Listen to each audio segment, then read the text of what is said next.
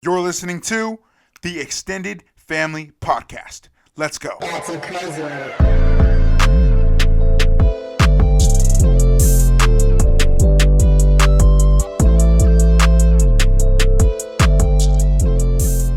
Hey, what's up, everybody? It's Ricky back with episode 4 of the Extended Family Podcast. I hope everyone is doing great. I hope everyone had a productive week last week. Before we get into the show, I just want to thank everyone for listening. I want to thank you for supporting the show.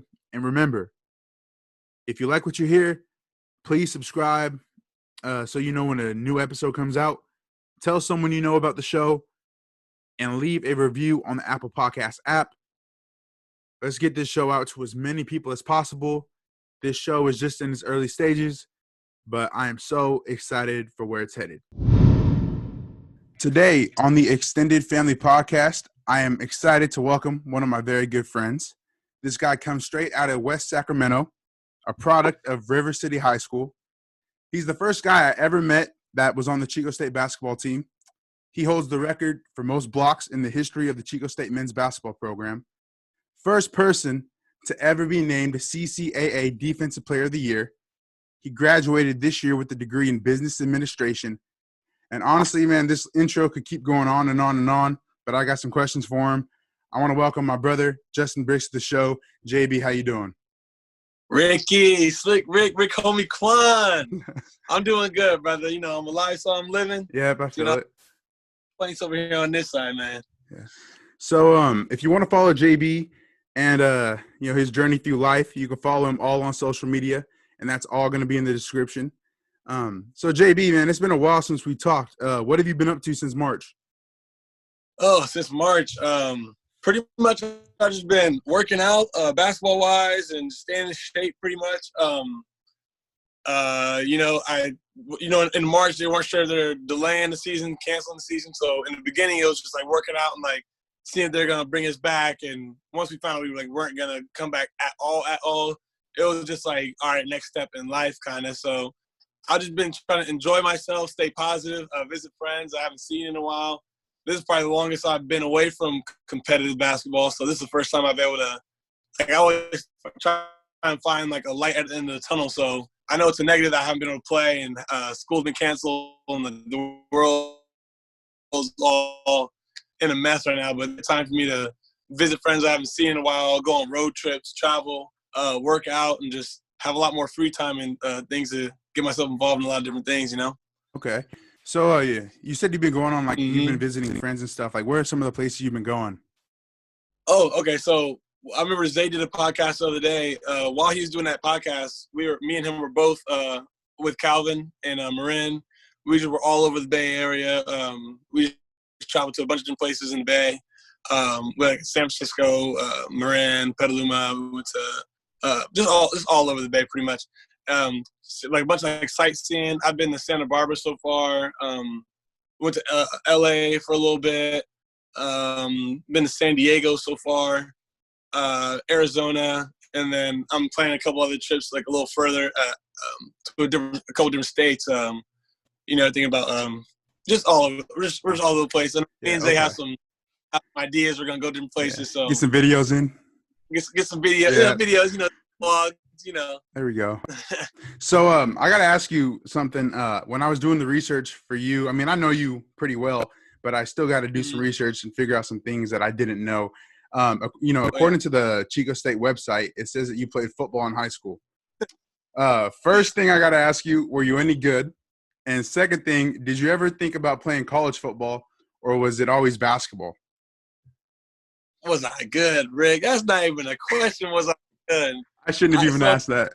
All right, so I'll tell you this. I joined the football team my senior year, but there's a lot of rules and like restrictions with high school football where when you join, you have to wear the pads for a certain amount of time before you're able to actually get on the field and play, have a real practice. And then after you're able to play real practice, you have to wait. You have to sit out 2 games. So by the time I was actually full throttle, they were already like 2 or 3 games into the season. And there were 2 games in, 3 games in. Our team was 2-1, and I hopped on the squad. And then we ended up being we won that game. We were 3-1. I scored a touchdown my first game. Had like 4 receptions, 1 touchdown. I was like, okay, this is smooth. I had no like playing football in college or anything. Something fun to do in high school, pretty much. And it was just cool to be playing football. It was try something different. You know, when you're in high school, you can try out different without taking it like extremely like seriously. It was just fun for me. It was like a fun sport to play. But yeah, Rick, I was nice. I was a wide receiver. No, I wasn't a lineman. Everyone tries to make the lineman joke when they hear I play football. I thought maybe tight end. Yeah, a little tight. They try to get me tight end, but I had a basketball season to play out there, and they kept trying to – all the routes for our school were tight end. I was running right up the middle. And I did it for a day, and I was getting cracked. And I was like, I'll stay in the wide receiver slot. I'm good with this. Toss me some Hail Mary. There we go. Hail Mary. I'm sure you could have mossed anybody. Yeah, I was mossing out back there. then. Yeah, so oh yeah. So I know we've talked about this, but it's good for other people to hear it. When you decided to choose Chico, what was your recruitment process like, and how did you end up getting to that decision that I'm going to Chico State to play basketball? Oh yeah, so I just played AAU basketball and high school basketball, and that was basically how I got most of my attention, pretty much all my attention, like basketball-wise. I went to a few camps, and I know colleges recruit from if you go to a certain camps and they have like recruitment lists, they'll have like a top 40 list or something like that, and I was always on certain like NorCal top 40, so I got recruited from coaches that looked at those lists and things like that. But basically, I was getting recruited from all over the place, and I got a lot of verbal offers. And verbal offers is like they're tossing an offer, but they don't have to commit to it. It's just like they're saying like we want you, and we want to like lock you in, but it's saying that without locking you in, And it just eventually you get tired of like being like ran around, like doing like a run around and everything. You go on visits, and after the visit they give you a verbal and like no actual like real offers being thrown on the table like number wise. So it got to the point where I took my visit to Chico, and I was still playing AAU at the time. I went on my visit, and they basically threw the numbers on the table. They threw the offer on the table, and they were recruiting me extremely heavily with mail, text message, like having some of the players text me, just basically showing a ton of love the whole time. And that was like between like that and then getting like all the verbal offers and like that, like the way they made you feel when they're recruiting you was probably the biggest decision. So they make you feel like you're a person, not just a player to be playing on a team, So that was one of the huge deciding factors. I wanted to visit, saw the community, saw the team, saw the coaches, saw like everything around there, and everything was just like a perfect fit for my personality and like things, a situation where I could thrive, basketball wise and like career wise, pretty much, and like being successful in life. So that's what made me choose Chico. That was a great decision, and I'm glad I did it. Yeah, no, so am I. I'm sure everyone else that knows you and has seen you be able to play definitely is happy. So when you came on your recruiting trip, did you play with the team like at all on your visit? I actually had a mishap with one of my physicals. I didn't get a physical by the right person, blah, blah, blah. And I do have a faint memory of I went in there and I had to sit on the sideline while the team was practicing, while the team was in the weight room. And then when I left, like a bunch of the guys text me and they're like, "Oh, we heard about you, bro. We one of these guys was saying that he was gonna lock you up. We wanted you to dunk on him so bad. We saw you sitting there and he was just talking mess." And I was like, all right. I was like, if I end up coming to school, I was like, I'm gonna dunk on him. And I think they're talking about Isaiah Ellis. I think he was like, I'm gonna cook this blah blah. Damn. I'm not surprised you would say that. Hey, I've dunked on him though, so he's so it all worked out in the end though. Yeah. I hope he hears this. I hope he does too. Because I got to have him on then, so he can rebuttal that, and maybe get both of you going. I'm gonna say I dunked on him 3 times. He'll say he dunked on me, but maybe 3 or 4. I dunked on him more than he dunked on me. That's all. Hey, I was there for your whole career. I never saw it though. I never saw it, so I don't know. It was like I did it once inside of Shermer when I pre-workouts, twice in the rec center, and then once in our Acre gym, regular gym. So okay. Yeah, hey, I'm sure he remembers. Okay.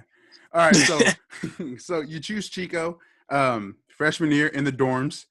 You were in Shasta. I was in Eskin. we had a lot of good memories. I don't know how far we really want to get into that. But what was like something you'll never forget about living in the dorms? A favorite memory that you had? Oh yeah, I think some of my favorite memories is just being in the dorm. I just wanted to meet as many people as possible. And like I'm such like a network kind of guy. I just want to meet as many people as possible. So I think I met almost everyone on my floor within the first week.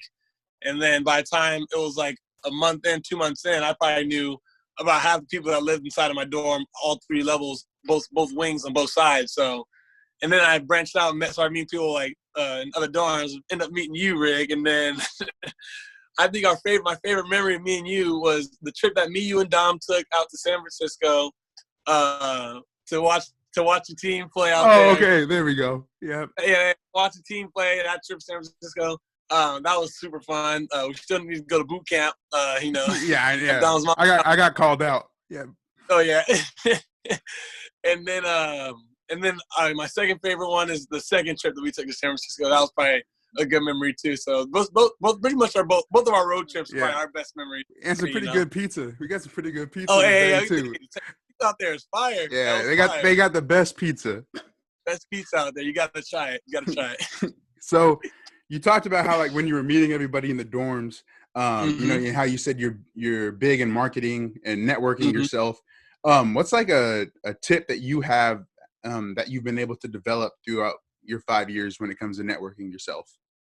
I would be it's like a quote that a lot of people say is like, it's not about like what you know and what you can do. It's about who you know, pretty much. So the more people you can meet and the more connections you can make is huge. It's super important. So basically just building those connections, building those friendships, like it's super important for me. So what advice I would give is just meet as many people as you can, whether they stay in your life or and they're permanent or whether it's temporary.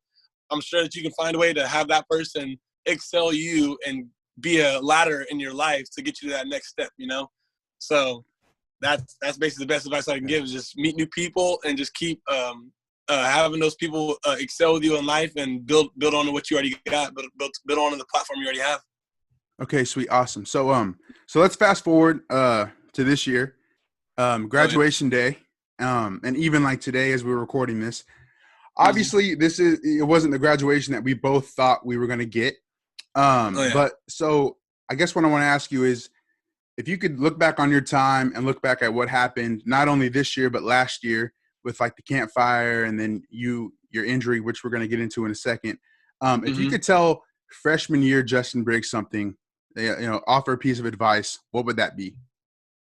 I would just say the earlier you start thinking 2 to 3 steps ahead, the better, So whether that's like injury prevention, like doing like more workouts and more stability things, or whether it's like financials, where you're building yourself up so that you have a backup plan. Like there's things that happen in life and like things you really legit can't control, like the campfire happening and, like in the campfire in Chico, and then, the pandemic right now and just all the coronavirus, everything that can happen. Like you can't predict these kind of things. So no way to plan for it, but you can plan for yourself and things that will help yourself in like the long run, So the earlier you can start doing that, the better off you'll be, So when everything hit the fan just now, it was just like everyone's sitting there in panic mode, like, what am I going to do? What am I going to do?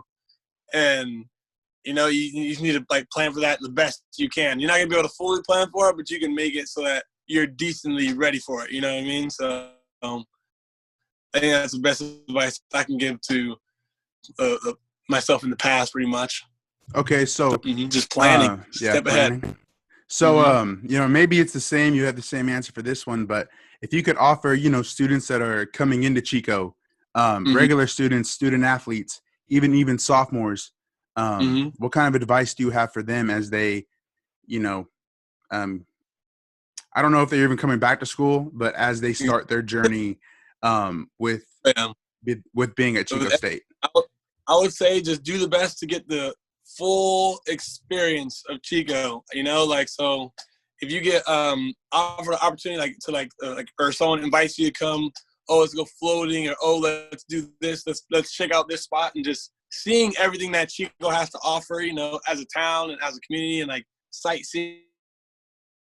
Basically, that's like the best thing I can think of, because as of right now, over the summer, all I've been doing is just like sightseeing, because there's so many things that you don't know you haven't seen. Like there's no way to know until you actually go out there and see it for yourself. Like I was in Santa Barbara last week pretty much, and last weekend, and I just basically went to like top of some mountain that somebody texted me and said, oh, you're in Santa Barbara, you should check out this place. And I'm like, why not? So I went to the top of this mountain. It was probably one of the most beautiful things I've like seen. So just going and like trying out new things. Same thing for Chico. Like there's places in Chico that people have like never seen, like I don't know, Monkey Face and like Bidwell and things like that. That people just don't go and experience that. You just need to go check it out and see for yourself. And it's super like rewarding when you do. Okay. So that's a big part of the incoming student. Sweet. And get good grades. Yeah, definitely get good grades. Get good grades. Like me, 4.0 every single semester. There we go. More or less. More or less. Yeah. Hey, you're still there. Hey, you got to round up. We're rounding up. Yeah. So I really want to spend some time talking about the last 2 years that you played for Chico State. We talked about it a little bit earlier, but your junior year, not only did you have a shorter season because of the campfire, which no one could control, but you also had a shorter season because you tore both your ACL and your MCL, right? Mm-hmm. Okay. So I want to ask, how for you, when it came, how was your mentality during not only the injury, but then in the recovery process? How'd you deal with it?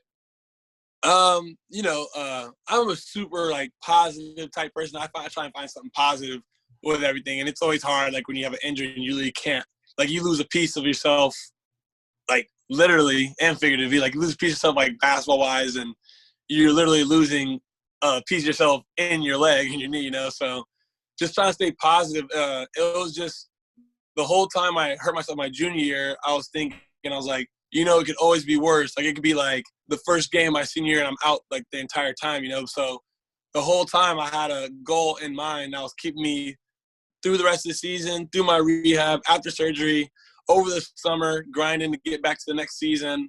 I had an end goal in mind that I'm gonna play the next season, no matter what anyone tells me. Like I'm gonna play. So it was like had such an end goal in mind. I knew exactly what I wanted. So the whole summer I was just working. Whole summer had a routine.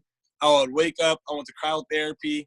I would go to the gym. I would work out, do an entire leg workout. I did a leg workout every day, pretty much, or at least Monday through Thursday, Monday through Friday. And then I would do a upper body or some type of like back and biceps, chest and triceps, something like that after my leg workout.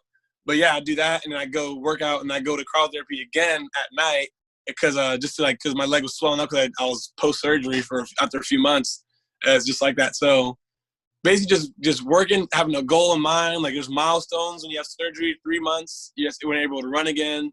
6 months, you're able to start non-contact play. 9 months, you can play. I think I came back full contact after the 8.5 month mark. I came back early, but which is crazy because they were trying to say it was going to take me 12 months to even, I don't know. They said it was going to take me close to a year, and I wasn't having that, Rick. I got hurt. January 19th, I had surgery in February. So I was like, there's no way I'm going to come back in February. I was like, I'm going to be back. The season's over by then. I'll be back by the first day of official practice. That was the goal I set for myself. And I think it was around September, somewhere around September is when I came back to practice. So. Yeah, no, I remember that day. It was awesome. I mean, it was at the end of practice. And I didn't know where you were, and I'm not sure if anyone else kind of knew where you were. I think maybe, he's at a doctor, but maybe. But when you told us, man, we were all pumped. It was like, exactly. not only do we have the JB that plays basketball back on the court, but we have the JB that how do I say this? Is just the JB. You're yourself on the court, vibe in the gym, you know what I mean?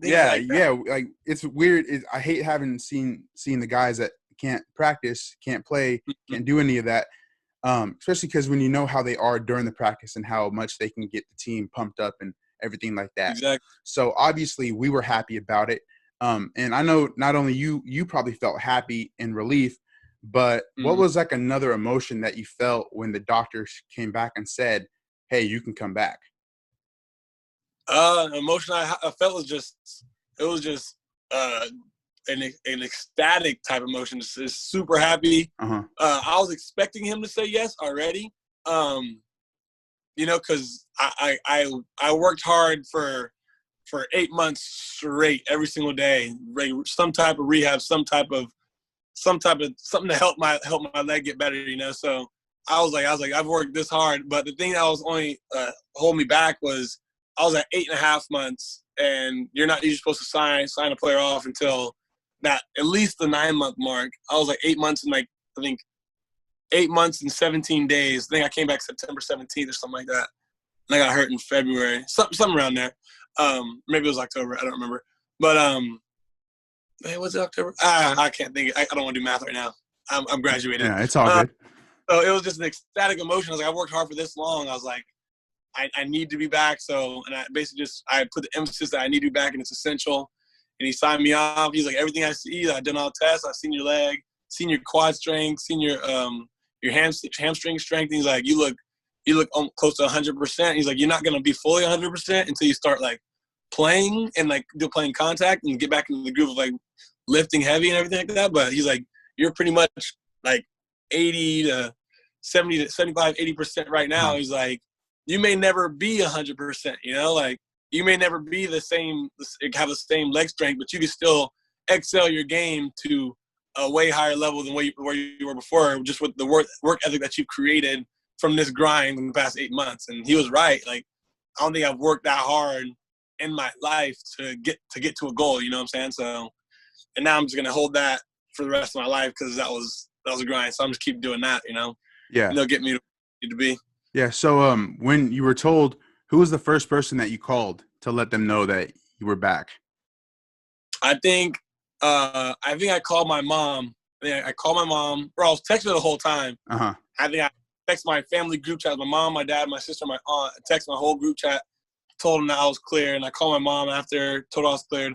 And I'm pretty sure I was able to make it back into practice that day, the very end of it. Yeah, you were. I was able to tell the entire team that I was cleared. And then we went to the weight room, we lifted, and then the next day I was full practice. But they were still cautious. They were like, if I feel like, because basically after you're cleared, I haven't like ran a full practice 3 hours in a long time, So they're like, if you're tired and your leg gets fatigued, like you need to sit out because that's when you're prone to get injured again, is when your leg gets fatigued. I was running liners. I'm so competitive. I want to finish first in every liner, man. Like I get mad when if I get second, I get mad. So I was moving and I was thinking about it. I was like, I can compete like this, but I was like I'm trying to think of longevity of the season. So I was like, why push myself in the first 2 weeks when I can be smart and focus on like this is the first 2 weeks of practice that I've been back. I'm like, why not focus on the rest of the season? So every once in a while, I would say, all right, I need a sub real quick, or I'd say something like that. But it was rare. I was focused on getting completely conditioned and completely like ready, like instantly. But Rome wasn't built in a day, so yeah, it takes time. Yeah. So how was your mentality coming back? Like that first practice, maybe that first month you're back playing, because I know a lot of athletes when they come back from injury, they're kind of timid when they first start. So, and you might have talked about it just a little bit, but how was that for you, that comeback? Oh, I was hungry and ready to play. Once I got back on the court, started playing against my teammates, and I had a few weeks span where I was playing against teammates, and then we had our first game against we had a scrimmage actually against William Jessup. I think they came up and played us at our gym. It was a close scrimmage. Felt like a practice almost. And I was ready to go then. I was pumped to play someone different. Like I've been playing against these dudes because even before I was fully cleared, I was plugged into certain like non-contact drills, like just like 3-man weave and like simple stuff that I can do. And every once in a while I do like a rebounding drill, like but still cautious, so that like when I like hop into a real full practice, I'm not just like shocked, So I was hungry I was ready to play. I was juiced. I was ready to play and like practice against my teammates, but I was even more ready to play against the rest of the league because we had a horrible end of the season after I got hurt, and we win very many games. My junior year, it just didn't feel right. So I knew I was just ready to make amends with that. So I needed to come out full throttle and let people know that we aren't the Chico State that's on the low percentile of the league. Like we're top 3 or better. Awesome. So you said the doctor said that your knee might not get back to 100%. But I mean, to me, and I'm sure other people watching you play, it looked like you were back at 100%. How did talk about how your knee first felt in the beginning of the season when not only did practices get taken up a notch just because of we're playing real games now to actually playing games, and so talk about how your knee progressed through the season. Well, I started because I was going hard in a lot of my drills and things like that. I was going 100% and a lot of that stuff. So the problem that I usually had is I would have swelling in my knee and things like that. So I would have to tone it down, and I would have to do the ice and compression machine after practice. But I think it wasn't necessarily that it was I had any pain associated with it. It was I was being cautious. So let's say I'll go and someone put up a shot, and I come from the 3-point line and sprint in for a rebound like a tip dunk. Let's say someone tried to block me out kind of hard. I would try and defend my leg as best I could. I would put my left leg forward and hide my right leg. So I was if they run into it, what if they hit it the wrong way? It was basically me being super cautious for the first 3 months. Even when we started playing games, it still felt like that. So it was a learning curve, but you get used to it, especially once you start doing isolated workouts with the right leg only, and you feel okay, this leg is getting super strong, So did you have go ahead. Oh, I think there was a certain point where my injured leg was getting stronger than my actual my or at least it wouldn't get fatigued as fast because I was doing so many isolated workouts with one leg. I did them both legs, but this leg was getting faster, so much stronger, so much faster. It was surprising. So did you have a certain game where you realized I'm good to go? Yeah, I think they told me that I was going to be playing limited minute. The coach and the trainer, they had a long conversation. Coach Klink, Devin, and I think Colin, our weight trainer, they all had a long conversation about how they're going to incorporate my practice to my weight room with my playing time in actual games to my rehab. They're just thinking of plans of how we're going to do this for the longevity of the season. And they said I'm going to be a limited minute plan. They're don't be surprised if we go on this trip. It was when we went to Seattle and played Azusa and Seattle Pacific. But it was when we were out there, they're don't be surprised if you only play half your usual minutes. If you think you're going to play 36 minutes, don't be surprised and upset if you play 18. And I was if I can just get in the game for a few minutes, I'll be fine. And we played Seattle Pacific. We won. And I think I played 25 minutes. And then we played Azusa. And I think I played about 35 out of the 40 minutes. And I was I think that was game. I was okay. I was I feel fine even after the game. I was I had very minimal swelling in my leg. I was and I felt good. I was I was ready to play a whole other game after that game. In my leg felt like that. It wasn't hurting or anything like that. So I was all right, I can do this. It was 35 minutes. I'm that's basically playing a full entire basketball game besides 5 minutes for rest here and there. So that's when I felt it clicked in, and I was okay, I can do this right here. I'm back to being JV again. Yeah, there we go. So before I ask you about a senior year question, I kind of wanted to spend some time talking about Arizona and the 2 games that you played there, and both games you played 2 games there, right? Yeah, Arizona Christian and then U of A. Or no, at U of A. How many games you played? 2, right? Oh, in total, I played 3 there. So okay, you played 3. Okay, yeah. So just kind of talk about how that was for you being able to step onto a bigger stage than Acker Gym and playing. And then, 2 of the years you're up at halftime and then, falling short, but still doing something that I don't think a lot of other D2 schools could do. That's be up on Arizona at halftime. So talk about, going to Arizona and your experiences playing there. Oh, yeah. That's a top tier school in the Division I realm pretty much. So it's always good to play upper division, Division I school. So just having an opportunity out like that and just having them be able to select us as a team to play and get them ready for their season. We, of course, we want to win, but it's also it makes you feel good that they trust us to help get them ready for their season as well as get us ready for our season. So when we play them, it's just a good feeling being able to get be on that stage pretty much and play against a good team like that. And the atmosphere is crazy. And I think it's crazy to have like 15,000 fans in the stands. And then when you're on a run, it just like you could like shut down the gym and like it'll be completely silent until they make some kind of play again. And then that gym, it erupts when something like that happens. So it's just a crazy experience, crazy atmosphere. And I just thoroughly enjoy playing there, and it's super fun experience. Sweet. Awesome. So now let's talk about your senior year. And, we had a great year. You had a great year. And we make the NCAA tournament. And Zay and I talked about this. As soon as you get down there, we're told that I can't even talk. The tournament isn't happening. As one of the two seniors on the team, your season and college basketball career is over, right then and there. Yes, we didn't know if it was actually over. But what were you thinking when all that was happening? Basically, when all was happening, I figured it was going to get canceled. I was one of the ones that were, once you see NBA getting canceled and you see other NCAA sports getting canceled, like softball and things like that getting canceled like left and right, in baseball. Then you see NCAA basketball getting canceled at the Division I level, and certain Division I teams, like I remember Duke and Kansas, said they weren't going to play at all.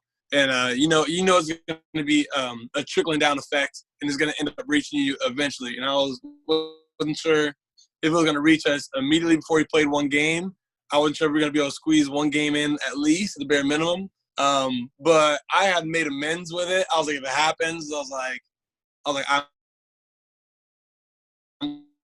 I made amends, like to play my senior year at all, So as I have my injury, who knows if I'm even going to be able to come back and play my senior year? What if I'm going to have to redshirt again, or who, God forbid, but who knew? So I made amends with a lot of things before that. So I was already had my senior year and had a successful senior year and a successful a full senior season that a lot of people didn't even get. I know track players didn't get it, soft players didn't get it, all spring sports didn't get it. So I felt we got like something like taken from us because we were ready to go. But I know there's always a situation. I'm gonna pull back to. I've always bring something positive into it. But there's always someone that has it worse. So I couldn't sit there and beat myself up about not being able to play when I know there's someone sitting there that didn't even get to experience what I got to experience and have a full senior season, like have a bounce back type season. So that's where I was sitting at it. So I was for sure sad, and people always ask me, they're like, did you like go home and like, were you like extremely sad? I was like, I had to make amends. You have to make amends with things that you can't control, and that was one of them. I had to sit there and I had to just bite the bullet on that one and swallow the pill. And we couldn't make amends with that. We couldn't change anything. So it's just life. It hits you. It is what it is. It is what it is. What it was right there, man. Yeah. So I want to talk about, a couple memories that, you had during your 4 years playing, 5 years with the team. My favorite memory is, this last year we were playing Stanislaus, and you threw down one of the most vicious dunks I have ever seen. That moment, it happened, and Acker went crazy. I've never been close to something like that.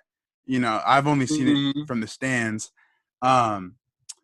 And, either if it's for me, like that moment, or, when you block someone's ball, block someone's shot, that didn't make sense. Or the occasional trash talk, like when you kept yelling Merry Christmas, that was awesome. So 5 years of memories and experiences. Out of all of them, what are some of your favorites? I would say that dunk was for sure one of my top experiences right there. But I just think the NCAA tournament is probably my favorite memory of my redshirt freshman year. That West Region team right there. That was those guys, that group of guys right there, and that team and the accomplishments that we were able to accomplish that year, that was probably my most favorite team. My most favorite accomplishment was winning that West Region tournament. So that's my all-time high right there. Is just being with that group of guys and just overcoming all the adversity that we had that year and still being able to come out on top. And our team was in the beginning of the season. We had so much controversy with playing time and starters, and people wanted more minutes, and everyone was arguing and all that. There were so many things where the chemistry was there, but we all had the same goal in mind. Like, we wanted to win basketball games, and we did. But then if we lost a basketball game, it would just go right back to square one. Uh-huh. So just being able to be with that team right there, with all our different backgrounds and like button heads, like you could tell that we all wanted to win. That's why we were so passionate and so like, you know, it was all crazy. But we all think about it to this day, and we're all like super, super close. Like to this day, those guys we're all so much closer because of like the conversation we were able to have back then. Like, I can call any of those guys today, and they'll all have my back, and they give me the best advice that I could ask for. So just going through that with them, that was probably one of my best memories, because that will last a lifetime right there. Just that's one of those accomplishments lasts for sure a lifetime. You know, like those big plays last for a moment, but those accomplishments last a lifetime. Yeah. You know? That's why I like to think about it. Okay. So I just thought of this one, and I wanted to ask because I think everyone has their own way of preparing for games, preparing for kind of everything in life. You know, I know the coaches have their own. I have my own way of preparing for the game. How do you prepare for games, whether it's home or away? I like to clear my mind before. Sometimes on the ride up there, I like to watch the day before the game, the game day. I'll be at my house, like I'll go home and relax, and I'll just throw on like basketball, and like I'll go on ESPN. I'll watch like other people playing basketball, and I'll just be sitting there watching other people play basketball the whole time, you know, and like focus on like certain things that like I can implement to like tonight. I'm like, so I'll throw on like either highlights or I'll like watch a full game, whether it doesn't matter what it is. I'll just watch any kind of basketball, other college basketball, NBA, whatever's on that day. I'll just tune in and watch basketball pretty much. And sometimes if we're away on the bus ride, the van ride, wherever we got there, I'll just watch one of my favorite players' highlight tapes or something, just to show me like, just to get me in that competitive mindset, but like without having to sit there and I know some people like to have complete silence and, you know, like bow their head. Like I know people on our team do that and like they like just clear their head. I like to get like pumped up before games. I'm one of those people like that feeds off of energy and like that momentum and stuff and let the momentum carry me. So I like seeing like a high intensity like highlight tape where it's just showing play after play of like the best plays. And sometimes I'll just watch a ton of different players and I'll just check them out and like try to implement those things that they did into their game and stuff. You know, I enjoy doing that. Okay. So what about you? You prepare for the game? You man, get those I think I'm way too intense to prepare for the games for what I do. But no, man, I go home after shoot around, relax, get my kick my feet up because I'm gonna be standing for the next 5 hours, so get some rest. But no, I love doing that. But as soon as I usually try to get to the gym like 30 minutes before I know the first guy's gonna be there, just so I could get the balls ready if I have to. Locker room. And then I think this year me and Colby would spend a lot of time down in Shermer. And I was rebounding for him, getting some shots up. But just like you guys, I listen to music. I got my game day playlist. My favorite song, my go-to song is called "I Love" by Joyner Lucas. Just because every word in that song I can relate to how it is for me being a team manager. So that's just that's how I prepare for the games. And then Joyner Lucas has bars too. Yeah, no, he does. And then like as soon as I think as soon as me and Colby are done, that's where I just kind of get into like my zone, being the team manager, making sure everything is ready to go, everything is in play. So that's mine. But so I told you. I know you got when you start dressing up, you got the coldest wardrobe in the gym. Oh, I had Amazon, man. I had every color. Man, that freshman through sophomore year, until we could get our track suits. I was trying to, come prepared, looking nice. that 2-day delivery had you looking Yeah, right. man, I had the pink, the lime green. Oh man. But no, so I told you like my go-to song. What was your go-to song that you go to? My go-to song, it'll probably be some Comethazine. A lot of people don't like Comethazine, but I think he gets me pumped up. I'll have like a whole playlist of the songs that got me pumped up. It was probably Dangerous by Comethazine. That song gets me fired up. And then Nightmares, Meek Mill, that gets everybody pumped. I listen to that, or those are probably my two main ones. I'll listen to Comethazine and I'll listen to some Meek Mill, honestly. Okay. I like just getting artists and just letting it play and letting it ride. Mm-hmm. That's what I have to focus on my music. Yeah, perfect. So, but I did a question earlier. What have you been up to since March? I know you've been doing your 75 hard. Yeah, no, I've just been working out every day, doing what I have to do. I've been reading a lot more. I finished a book today, started another one. But here we go, get the books. But no, I've just been really – I mean, I haven't been home for this long in a while. Mm. I'm usually up in Chico, and I'm pretty sure a lot of people can say the same thing. So this has been kind of weird. I've been having to figure out things to do. But, just working out, finally doing what I'm supposed to be doing, reaching out to – I've reached out to a bunch of athletic directors and director of basketball operations because that's going to be my job when I come back to Chico. I'll be helping out in the athletic program, not doing those two things. But being a grad assistant, just been talking with them, trying to get people on the podcast, starting a podcast. But no, I've been doing a lot, so definitely been keeping busy.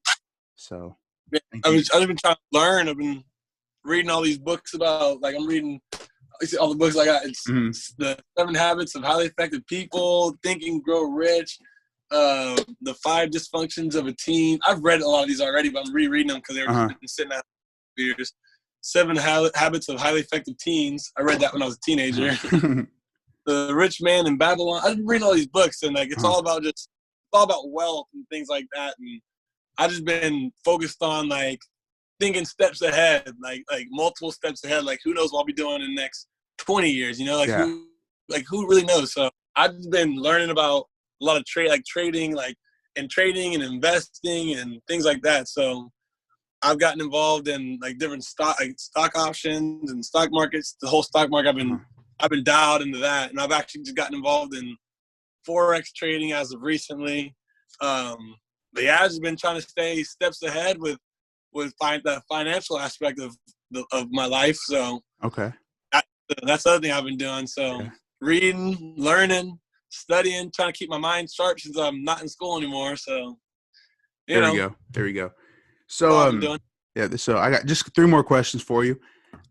We talk about this a lot when we're walking back to my car from practice. But what have you been watching? Netflix, anything else? Ooh. I'm an avid anime watcher. So not sure if you're an avid anime watcher, but that's what I've been watching. No, I'm not.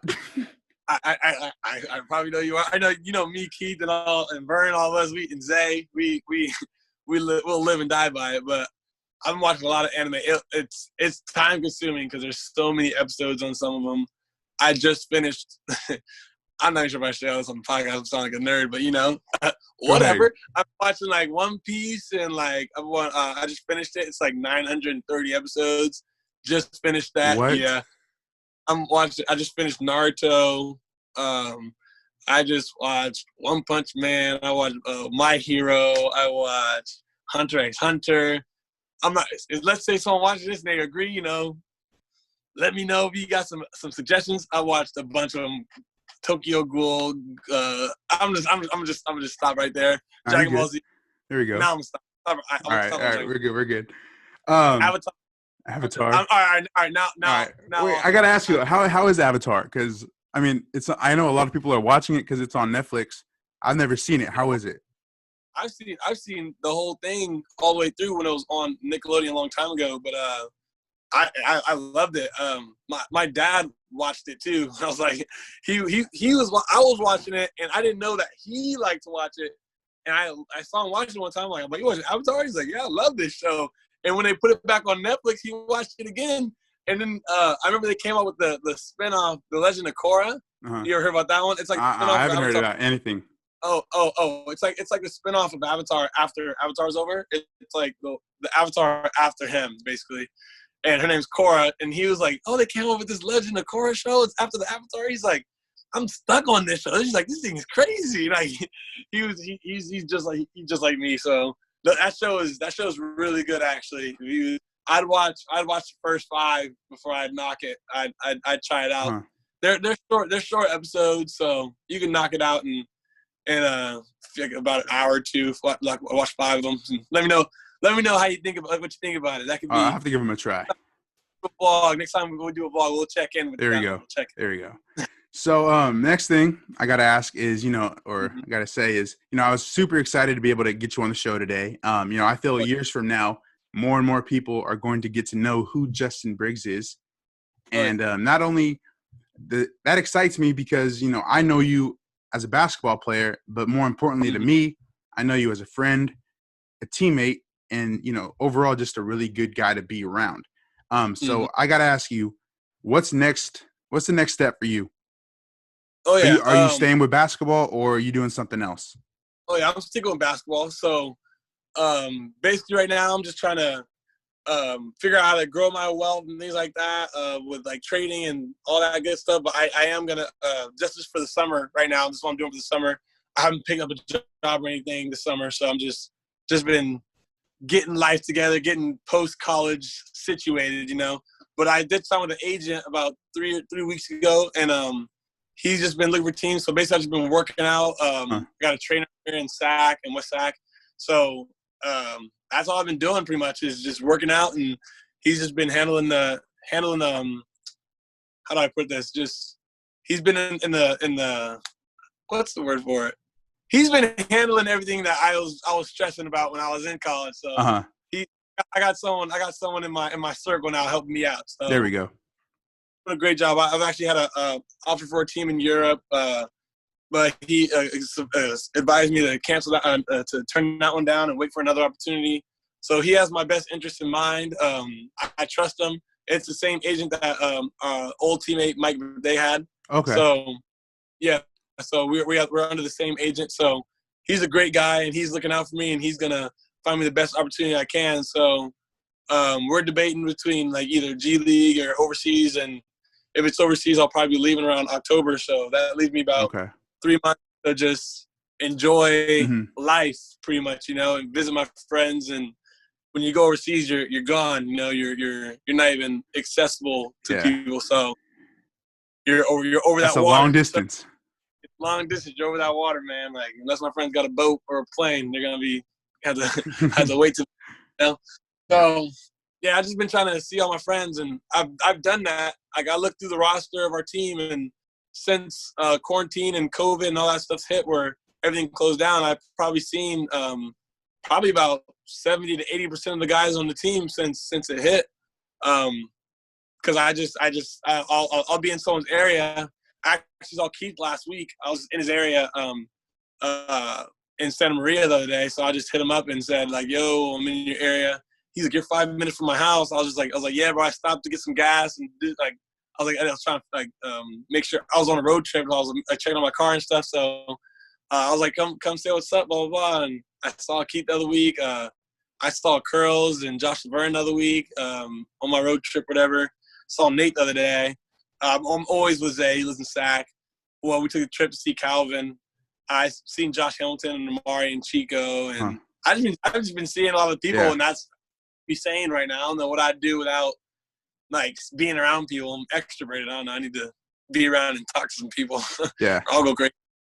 There we go. So last question. I asked Zay and Lee this, and I think I'm gonna have to get a new question once. I get more and more into this show to end on. But what's one thing you can't wait to do? I mean, you've been doing a lot, but what's one thing you can't wait to do when the coronavirus ends and we go back to normal?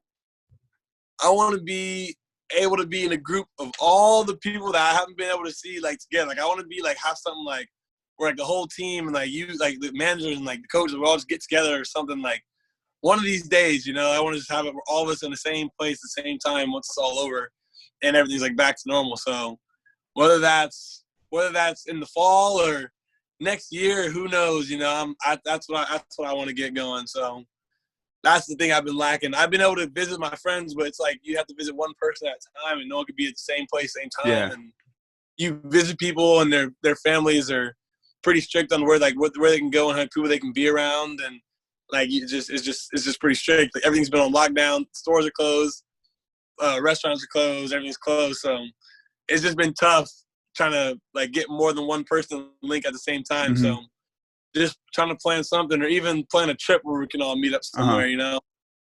Something like that. That's what I want to do. I want to plan some kind of trip where we can all go somewhere and get together, like one good time before we all start our careers and start our seasons back up. And all that.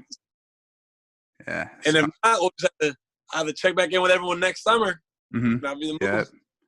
All right, man. JB, thank you so much for being on the show today. I appreciate it. Oh, yeah. I had a blast. I don't know about you, but I had so much fun. It's always good chopping it up, Rick. Always good talking, man. Before we knew it, we're 5 years deep graduating. Before we knew it, time flies. Yep, and oh yeah. What? Go ahead. I was like, we've done a lot of things together for 5 years. We met, and just since then we just clicked. Got involved with the basketball team, man, and you've been a huge part of my life. Positive. Appreciate that. So, you just like me, man. Always positive, always smiling, always gotta be good energy. Gotta be. Yeah, and I and know right now you're getting healthy, man. I'm taking notes from you, Rick. There we go. I got my notepad right here. I'm taking notes from you, There we Rick. go. But no, man, like I know we talked yesterday too, but I'm so excited we were finally able to record a conversation because, for me, and I'm going to bet from you, it's always going to be something we can always go back to. So I can't wait to have you back on the show. It'll be soon, man. But, please tell your family I said hi. And until next time, man, take it easy. Yeah, you do the same, Rick. Let the family know I said hi and hope they're doing well and staying safe, staying healthy. All right, JB. Talk to you later. Later, brother. Hey, guys. Thanks so much for listening to episode 4 of the Extended Family Podcast. I've been lucky enough to know Justin for the past 5 years, and he's a great guy. I'm really looking forward to talking with him again. And remember to leave a review for the show on the Apple Podcast app if you like what you heard. Tell someone about the show, and let's get this show out to as many people as possible. The Extended Family Podcast will be back on Monday, July 20th. And guys, I have to tell you, I am so excited for that episode. I'm excited for every episode, but I was lucky enough to interview someone that has brought a lot of joy into my life. So, man, I can't wait for you all to see that, to see who it is, and to see what we talked about. So that's it. I'm done talking. Until next Monday, keep working. That's a crazy one.